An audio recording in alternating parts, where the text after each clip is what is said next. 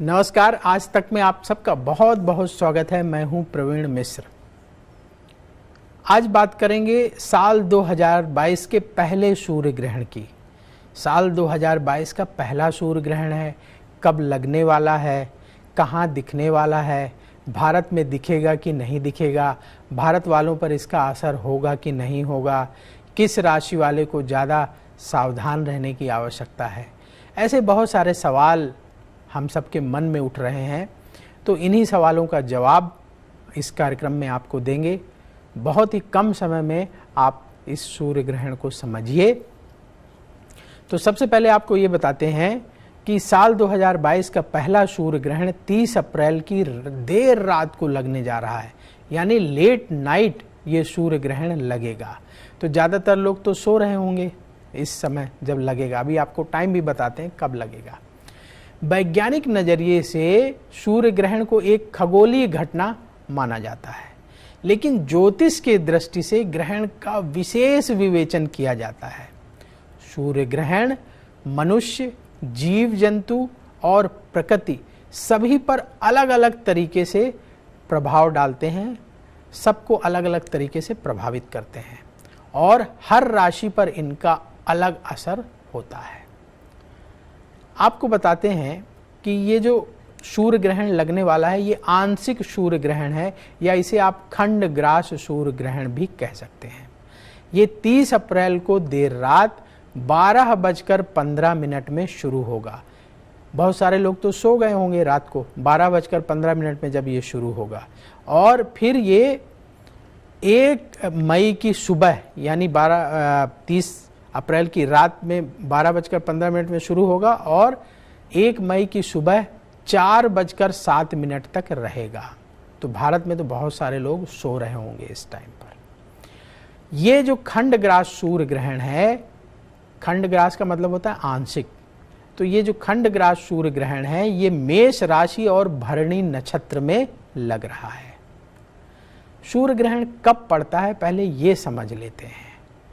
भौतिक विज्ञान के नजरिए से जब सूर्य और पृथ्वी के बीच में चंद्रमा आ जाता है, ऐसे में चंद्रमा क्या करता है कि चंद्रमा के पीछे सूर्य का प्रकाश कुछ समय के लिए ढक जाता है, क्योंकि सूर्य और पृथ्वी के बीच में चंद्रमा आया और उसने सूर्य के प्रकाश को कुछ समय के लिए ढक लिया। तो इस घटना को सूर्य ग्रहण कहते हैं। जब चंद्रमा सूर्य के प्रकाश के सिर्फ कुछ ही हिस्से को ढकता है तो उसे खंड ग्रास सूर्य ग्रहण या आंशिक सूर्य ग्रहण भी कहते हैं। सूर्य ग्रहण की ये जो घटना है ये हमेशा अमावस्या को ही होती है। हमेशा अमावस्या को ये घटना घटित होगी। 30 अप्रैल को भी खंड ग्रास सूर्य ग्रहण दिखाई देगा, यानी आंशिक सूर्य ग्रहण दिखाई देगा। लेकिन ये कहां कहां दिखाई देगा ये आपको बताते हैं। तो देखिए, ये सूर्य ग्रहण सबसे पहले बता दें कि भारत में नहीं दिखाई देगा, इसलिए मन में बिल्कुल टेंशन मत रखिए। तो ये ग्रहण दिखाई देगा दक्षिणी अमेरिका के कुछ देश जैसे अर्जेंटीना, चिली, उत्तर पश्चिमी पराग्वे, मध्य दक्षिण बोल्विया, उरुग्वे, पेरू और दक्षिण प्रशांत महासागर और दक्षिण अटलांटिक महासागर में दिखाई देगा। जैसा कि हमने आपको पहले ही बता दिया कि भारत में ये सूर्य ग्रहण नहीं दिखाई देगा, इसलिए भारत में सूर्य ग्रहण ना दिखने की वजह से सूर्य ग्रहण का सूतक भी नहीं माना जाएगा। हमारे धर्म ग्रंथों के अनुसार सूर्य ग्रहण जहां दिखाई देता है वहीं इसका सूतक माना जाता है। तो भारत के लोगों को इस आंशिक सूर्य ग्रहण से डरने की जरूरत नहीं है, क्योंकि हमारे शास्त्र ये कहते हैं कि सूर्य ग्रहण जहां दिखाई देता है वहीं इसका ज़्यादा असर होता है।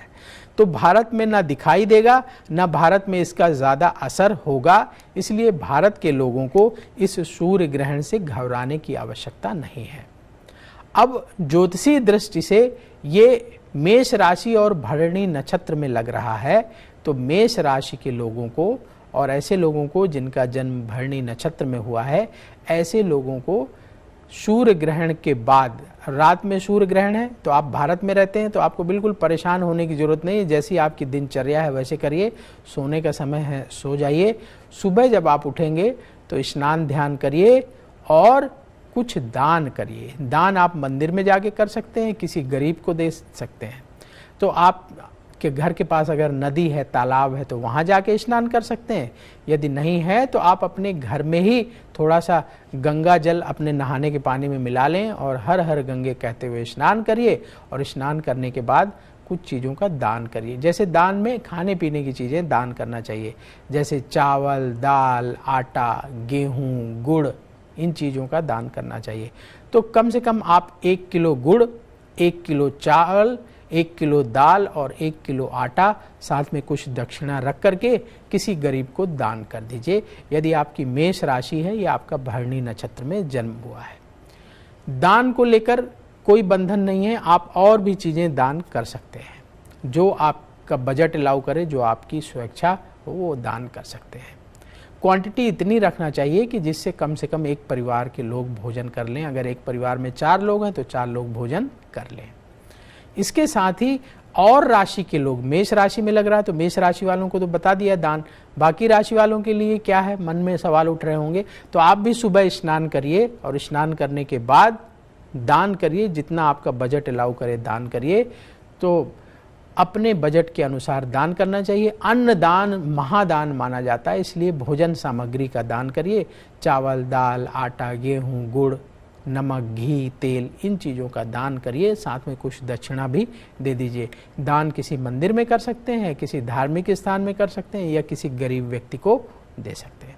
बाकी इस ग्रहण से ना किसी को डरने की ज़रूरत है, ना घबराने की ज़रूरत है। बस मन लगाकर अपना काम करने की ज़रूरत है। कर्म प्रधान विश्व करी राखा, जो जस करे सो तस फल चाखा। तो जो जैसा करता है उसे वैसा फल मिलता है। तो इसलिए हमें अच्छे अच्छे काम करते रहना चाहिए। तो आज के लिए बस इतना ही। आप सबका समय बहुत शुभ हो। नमस्कार।